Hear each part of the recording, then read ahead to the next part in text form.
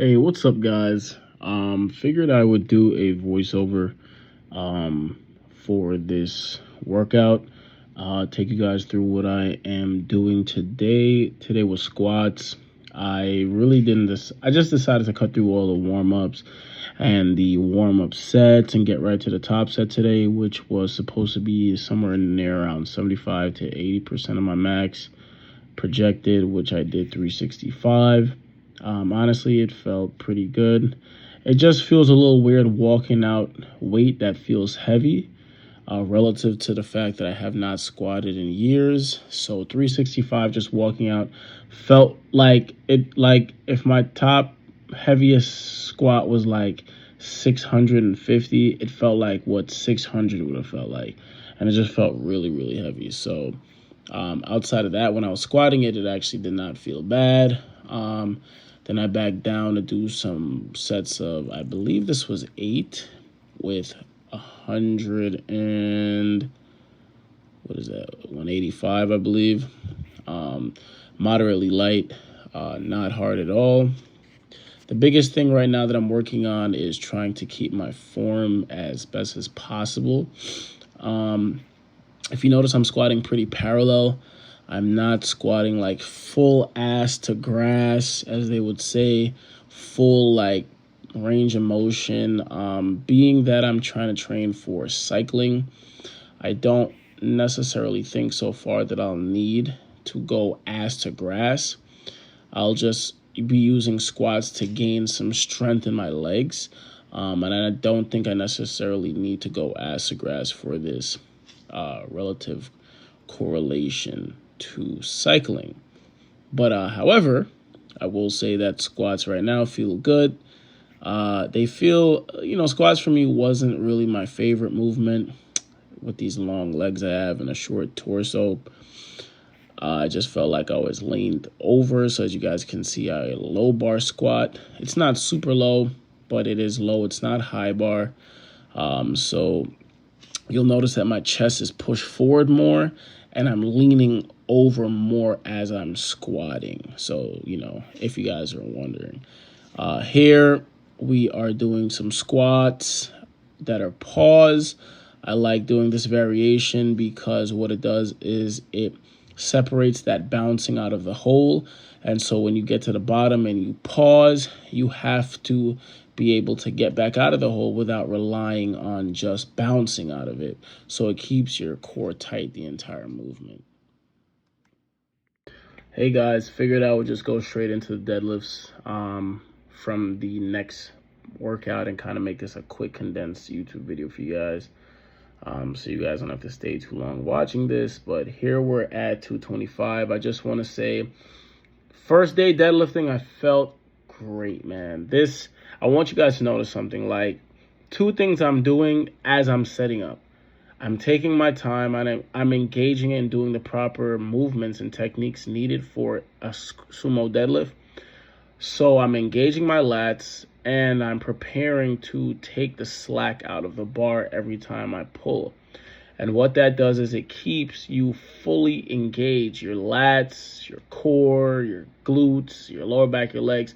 It's pulling the slack out of the bar, which you can see right here. I pull the bar and then I pull. So I pull the bar as much as I can, which pulls the tension out, and then I pull. We did a top set of 405 here.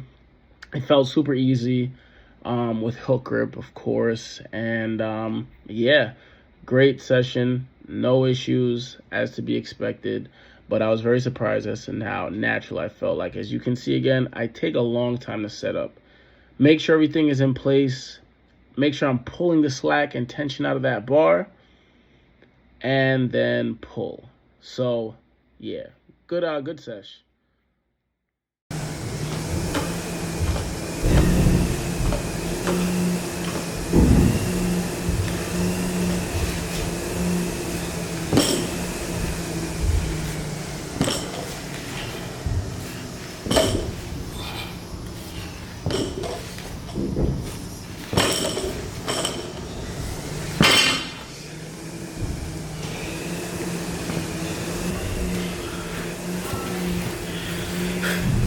That feel good.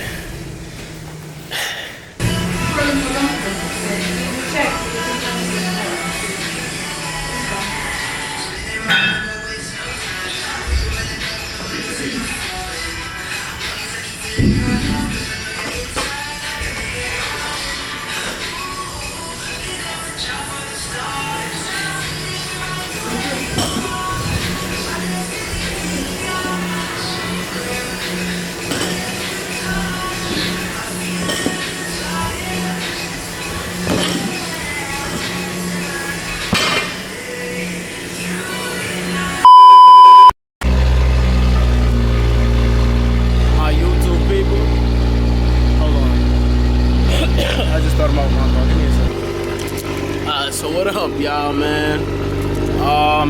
So sorry for the voiceover, but basically I was at the gym, and there was some girls working out, and then when I was watching over the video, they were having like a little private conversation. So, you know, to have respect for people and their privacy, I just decided to do a voiceover while I was working out. But today's deadlift felt great.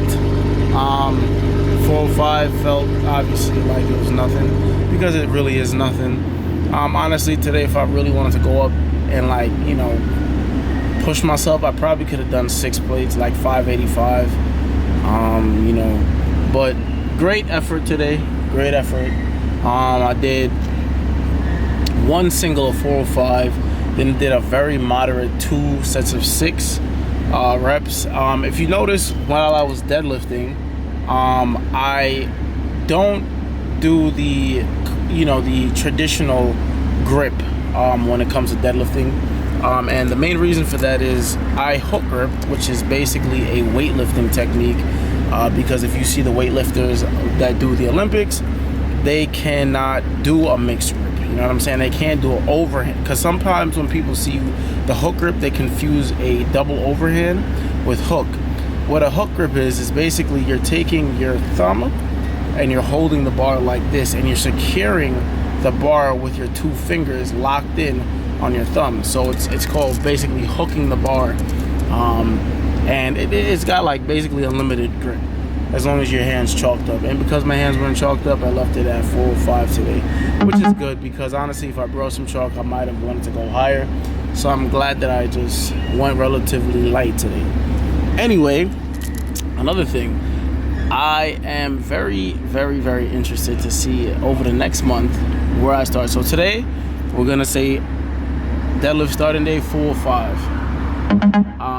I think I'll increase the singles by like 10 to 15 pounds each week, depending on how I feel.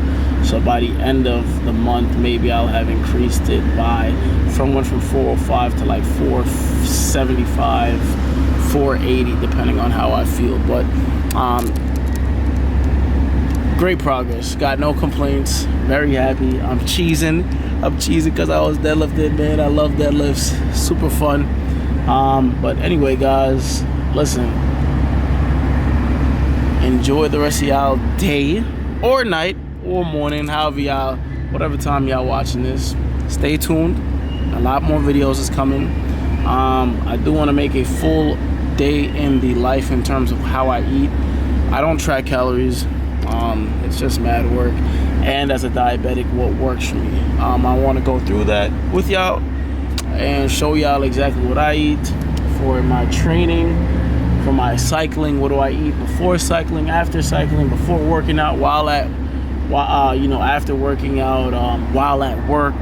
You know, how do I keep my blood sugars steady, because they're not always steady. I'm not about to feed y'all no BS. My sugars can be all over the place sometimes, and that's just life. And at the end of the day, we just got to do what we can to make the most out of our lives, right? So that's probably going to be your next video, is the day in the life of a type 1 diabetic trying to be fit. So guys, stay tuned. Love y'all.